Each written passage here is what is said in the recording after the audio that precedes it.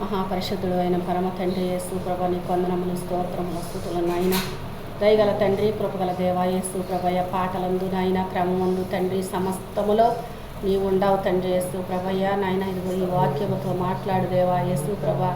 ఆది అందు వాక్యం ఉండెను, వాక్యమే దేవుడై ఉండెనన్నావు తండ్రి యేసయ్య. అయా కృపా సత్య సంపూర్ణుడు అయి తండ్రి యేసు ప్రభ. లోకమంతా కూడా నీవు సంచరించుచు ఉన్నావు యేసయ్య. లోకములో చీకటి ఉన్నప్పటికీ అయినా వెలుగుని గ్రహించట్లేదన్నావు స్వామి యేసయ్య. నీ వందనాలు స్తోత్రములు స్తుతులు నాయన. దీవించి ఆస్వాదించి కూడి ఉన్న మమ్మలను నీ చేతులకి నీ కృపాస్థలకు అప్పగించుకుంటూ సమర్పించుకుంటూ నాయన వాక్కుతో మాట్లాడమని తండ్రి గారిని పరిశుద్ధుల దేవదూతలు 24 పెద్దల నుంచి మీరుండమని వాక్యమయ్యున్న శిలువనాథుడు అయిన కల్వరి నాథుడు అయిన యేసు క్రీస్తు నామమును అడుగుచున్నాను పరమ తండ్రి. మరణాత. అది దేవుని యొక్క వాక్య భాగంలో నుంచి మొదటి రాజుల గ్రంథం అన్నమాట. 19వ అధ్యాయము 4వ వచనం అన్నమాట. చదువుకుందాం. తాను ఒక దిన ప్రయాణము అరణ్యములోనికి పోయి ఒక బాదరి వృక్షము కింద కూర్చుండి మరణ అపేక్ష గలవాడై, యెహోవా, నా పితరుల కంటే నేను ఎక్కువ వాడను కాను, ఎంత మట్టుకు సాలును, నా మరణము నా ప్రాణమును తీసుకునుమని ప్రార్థన చేసెను. ఆమేన్. 3 సిలువలు మోసితివా నాకై, 3 సిలువలు మోసితివా, 3 సిలువలు మోసి మూటి వలన కలుగు కీడు సాహించివా,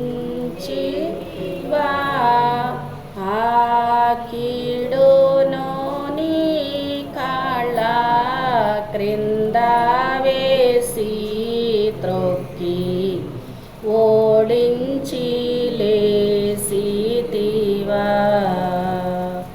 ఆ కీడును నీ కాళ్ళ క్రింద వేసి త్రొక్కి ఓడించి లేసితివా.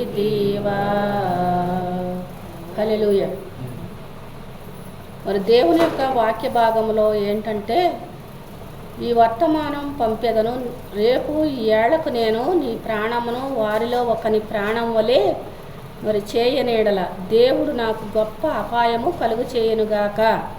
మరి కాబట్టి అతడు ఈ సమాచారము తెలుసుకుని లేచి తన ప్రాణము కాపాడుకునుటకై పోయి మరి యోధా సంబంధమైన బయస్పాకు చేరి అచ్చట ఉండమని తన దాసులతో చెప్పగా, మరి ఏలియా గారు అన్నమాట ఈ యొక్క వాక్య భాగంలో మరి యెజ్బేలు నాకు తెలియచెప్పగా, మరి ఒక స్త్రీ మరి ఆ యొక్క గ్రామంలో కానీ పట్టణంలో కానీ మరి అందరినీ కూడా ఇచ్చేస్తుందని ఈ యొక్క ఏలియా గారు ఏం చేస్తున్నాడంటే, తాను ఒక దిన ప్రయాణము అరణ్యములోకి పోయి ఎక్కడ కూర్చున్నాడంట, ఒక బాదరి వృక్షము కింద కూర్చుండి మరణ అపేక్ష గలవాడై.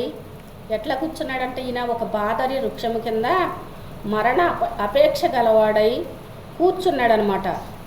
మరి ఆ బాదరి వృక్షము ఎట్లా ఉంటుందంట, దానికి ముళ్ళు మరి వాసన మరి బాగోదంట ఆ బాదరి వృక్షం. అయినా సరే మరి వెళ్ళి ఎక్కడ కూర్చున్నాడు, ఆ బాదరి వృక్షం కిందే కూర్చున్నాడు అనమాట. యెహోవా, నా పితరుల కంటే నేను ఎక్కువ వాడను కాను అంటున్నాడు అనమాట ఏలియా గారు. దేవుడితో చెప్పుచూ ఉన్నాడు, నా పితరుల కన్నా నేను ఎక్కువ వాడను కానయ్యా, ఇంత మట్టుకు సాలును అంటున్నాడు, నా ప్రాణము తీసుకును అని ప్రార్థన చేసాడనమాట. మరి ఈ యొక్క వాక్య భాగంలో ఏలియా గారంటే మాటలు కాదు, మరి ఆయన ఆకాశం నుంచి అగ్ని కురిపించాడనమాట. ప్రార్థన చేయగా ఆకాశం నుంచి అగ్ని వచ్చి మరి కట్టెలను మరి బలిని మరి దహించి వేసింది. 3.5 సంవత్సరాలు వర్షము భూమిపైన కురవకూడదు అనంటే కురవకుండా ఉంది, మరలా వర్షింపవలెనని మరి ఏలియా గారు ప్రార్థన చేయగా మరి చిన్న మేఘం అరిచేతంత మేఘం పట్టి మరలా వర్షాన్ని కురిపించే ప్రార్థన చేశాడనమాట. ఆయన అంత శక్తి కలిగిన ప్రార్థన చేసే మరి ఒక ప్రవక్త అనమాట.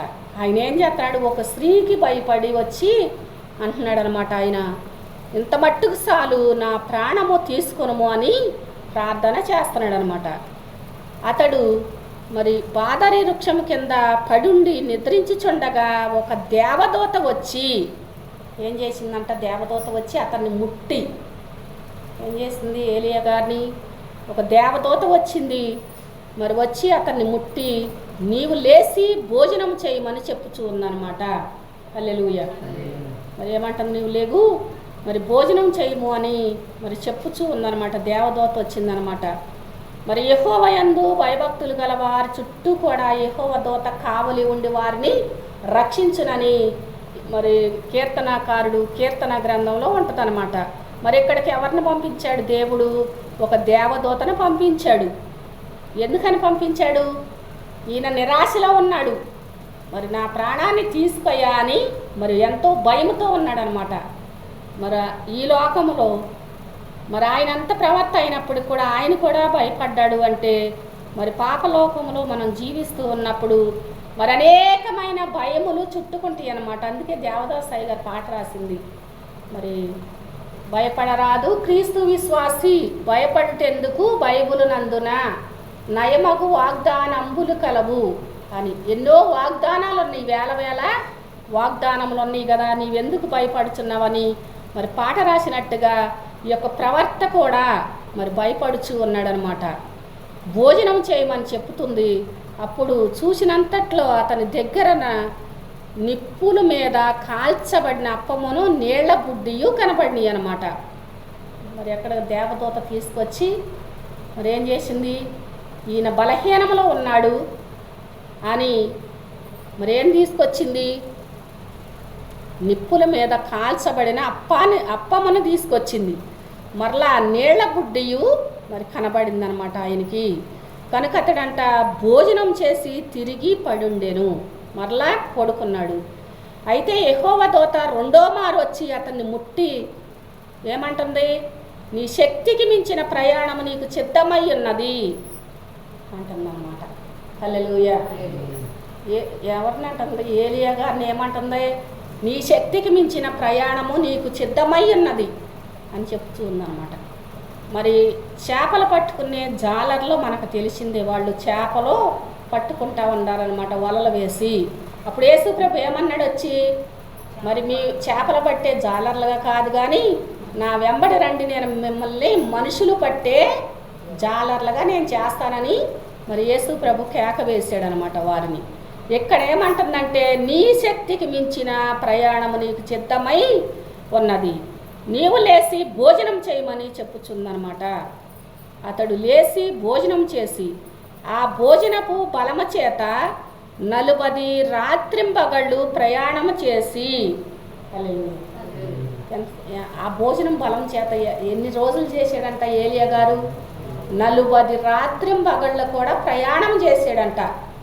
మరి ఏలియా గారు, మోషే గారు, యేసుక్రీస్తు ప్రభువు ఈ బైబుల్లో మరి 40 దినముల ఉపవాసం చేసినట్టు ఉందన్నమాట. ఒక్క పూట భోజనం చే మరి 40 దినాలు కూడా ఈయన అరణ్యములో మరి ప్రయాణం చేసాడనమాట.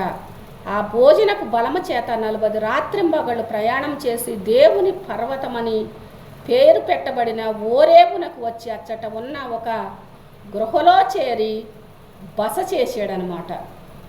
ఏం చేశాడు, అప్పుడు 40 రాత్రింబగళ్ళు అయిన తర్వాత మరలా ఆయన బస చేసాడనమాట. హల్లెలూయా. దేవుని యొక్క మాటలో శక్తి ఉంటుందన్నమాట. ఆయన యొక్క మరి సన్నిధిలో సంపూర్ణమైన స్వస్థత, ఆయన యొక్క కుడి చేతిలో నిత్య సుఖములు. మరి యేసుక్రీస్తు ప్రభు యొక్క మరి ఆయన యొక్క నామములో ఉన్న శక్తి మరి ఎక్కడా కూడా లేదనమాట. హల్లెలూయా. మరి ఏ జబ్బునైనాను యేసునామము చెప్పి ఎగురగొట్టుదు అని తెలుసునా అన్నారు దేవదాసయ్య గారు. హల్లెలూయా.